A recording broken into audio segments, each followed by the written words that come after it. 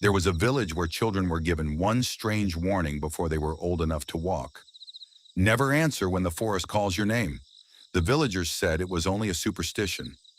Until one night, a young girl heard her mother's voice coming from deep inside the forest. The problem was, her mother had been dead for 3 years. Long ago, beyond a wide river and a thick wall of trees, there was a small village called Adaro. The people of Adaro lived peacefully. They farmed during the day, gathered around their fires at night, and told stories beneath the enormous baobab tree at the center of the village. But there was one place nobody entered after sunset, the forest beyond the eastern fields. The elders called it the Whispering Forest. Nobody knew exactly why. Whenever children asked, the elders gave them the same answer. Some places belong to humans, and some places do not. Among the villagers was a 15-year-old girl named Amara. Amara was clever, curious, and perhaps a little too brave. She had heard the warnings about the forest since she was a child, but she never believed them. One evening, Amara and her younger brother were returning from the farm when they realized that one of their goats was missing. Her brother wanted to return home, but Amara shook her head. "We can't leave it out there." The sun was already disappearing. The sky had turned orange. Birds were flying toward their nests, and the forest was becoming darker by the minute. Her brother grabbed her arm. "Amara, let's go." But she had already picked up a lantern. "I'm only going to look near the edge." They walked toward the forest. The moment they reached the first line of trees, everything became strangely quiet. No birds, no insects, not even the sound of the wind. Amara stopped. Her brother whispered, "Let's go back." Then they heard it. A voice, soft, almost like a whisper carried by the wind. "Amara." She froze. Her brother looked at her. "Did you hear that?" Amara nodded slowly.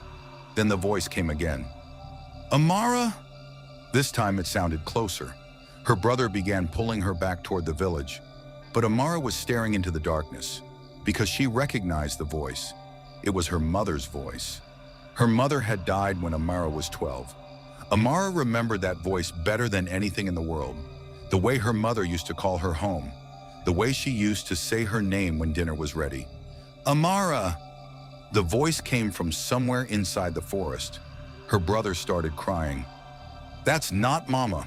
Amara knew he was right, but grief can make even the impossible feel believable.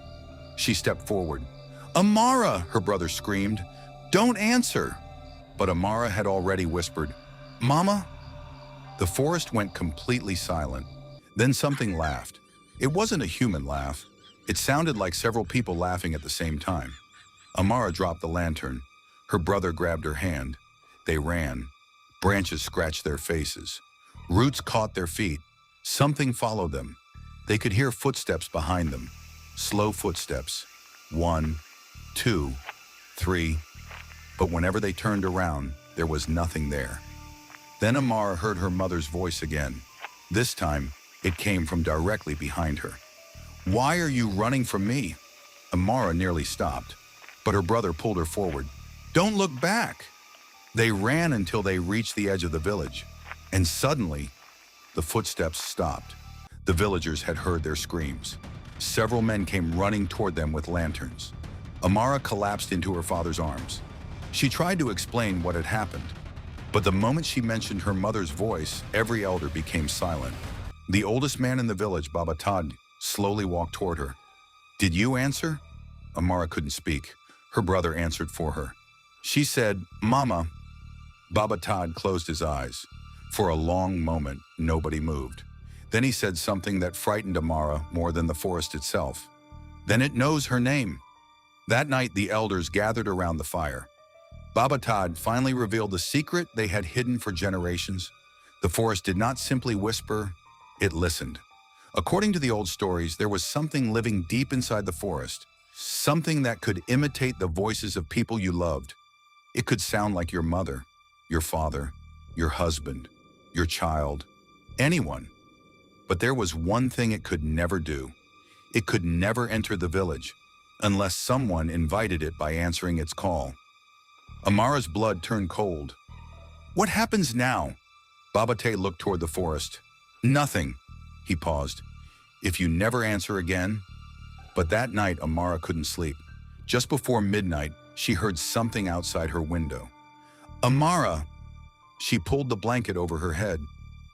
Amara! She squeezed her eyes shut. Then came the voice she had been waiting years to hear, her mother's voice. My child! Amara began to cry. The voice continued. Open the door. Amara almost moved. Then she remembered Babatati's warning. Never answer, never invite it. So she remained silent. The voice called her name again, and again, and again, until eventually it stopped. The next morning, Amara opened her door. There were footprints in the dirt outside. They began at the edge of the forest. They crossed the village. They stopped directly in front of her house. But the footprints were strange. They were not human. They looked as if someone had walked backward all the way from the forest. From that day forward, Amara never went near the forest again. And the people of Adaro added one more rule to the warnings they gave their children.